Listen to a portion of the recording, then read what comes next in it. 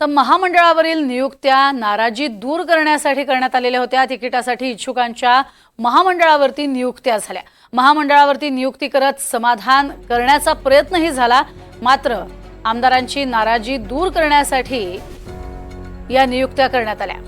Damage कंट्रोलसाठी वरिष्ठांनी ही खेळी केली होती का असं खरं तर बोललं जातंय, मात्र एवढं करूनही अनेक नाराज जे आहेत ते अजूनही नाराजच आहेत। अनेक आमदारांची नाराजी ही उघडपणे दिसलेली आहे, तर काहींची छुप्या पद्धतीने पाहायला मिळते।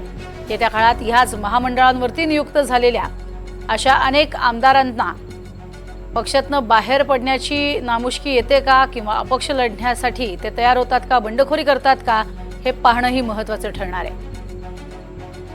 मात्र एकीकडे आपण पाहिलंय डॅमेज कंट्रोलसाठी अनेकांची नियुक्ती ही महामंडळावरती करण्यात आली।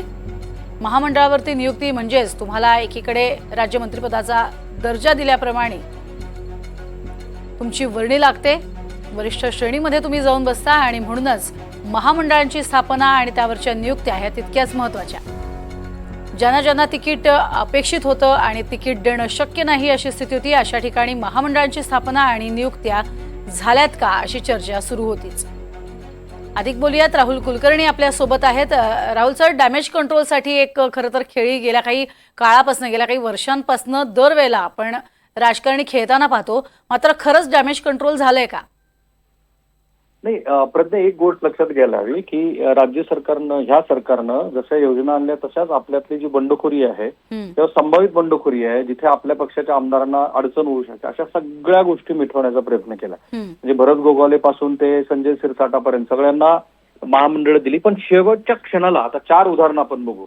इथे प्रशांत परिचारक हे पंढरपूर मधलं एक मोठं नाव आहे। सुधाकर परिचारक यांचे ते चिरंजीव आहेत, स्वतःचं सहकार चळवळीतलं मोठं प्रस्थ आहे, ब्राह्मण समाज त्यांच्या मोठ्या प्रमाणात पाठीचे आहे पंढरपूरमध्ये, त्यांचा स्वतःचा एक मोठा असा वोट बँक आहे। आता ते अपक्ष किंवा तुतारी ह्या चिन्हावरती लढण्याची दाट शक्यता वर्तवली जात होती, आणि तिथे समाधान आवताडे हे पंढरपूर मंगळवेढ्याचे भारतीय जनता पार्टीचे आमदार आहेत। आता त्यांना महामंडळाचा लाभ दिला। गणेश केंद्रे हे लातूर जिल्ह्याच्या अहमदपूर इथून आपल्याला विधानसभेची तिकीट मिळावी अशी इच्छा होती, तिथे बाबासाहेब पाटील हे राष्ट्रवादी काँग्रेसचे अजित पवार गटाचे आमदार आहेत।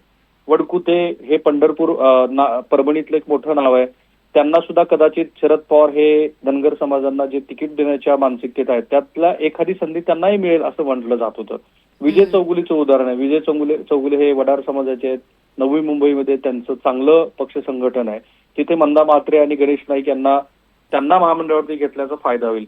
निलय नाईकच्या बद्दल आपण असं म्हणू शकतो। आता झालंय असं की ह्या मंडळींना वेगवेगळ्या महामंडळाची संधी दिल्यानंतर खरंच बंडखोरी होणार नाही का, हा जो प्रश्न आहे, तर त्याच्यात आत्ताच असं कळतं की प्रशांत परिचारक हे काही खुश नाहीयेत, ते कदाचित अपक्ष म्हणून उमेदवारी अर्ज भरू शकतात। निलय नाईक यांची पण परिस्थिती तशीच आहे।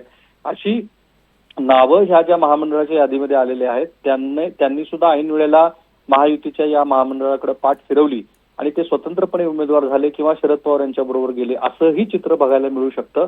आपण एवढंच म्हणू शकतो की शेवटच्या क्षणापर्यंत आपल्याला राजकीय लाभ कसा होईल या दृष्टीनं महायुती सरकारनं प्रत्येक पाऊल उचललंय, आणि त्यातलं सर्वात मोठं पाऊल म्हणजे ह्या 27 जणांची शेवटच्या क्षणाला महामंडळावरती झालेली नियुक्ती आणि त्याच्या आधी 4 जणांना मिळालेली संधी। बरोबर, नक्कीच तुर्तास धन्यवाद या संपूर्ण माहितीसाठी। तर डॅमेज कंट्रोलचा प्रयत्न झालेला आहे, मात्र बंडखोर जे आहेत ते बंडखोरी करणारच असंही एकीकडे सुतोवाच होतंय। त्यामुळे इच्छुकांना महामंडळांवरच्या नियुक्त्या झाल्या तरी सुद्धा त्याचा फारसा फायदा हा होतो की नाही ते येत्या काळातच कळेल।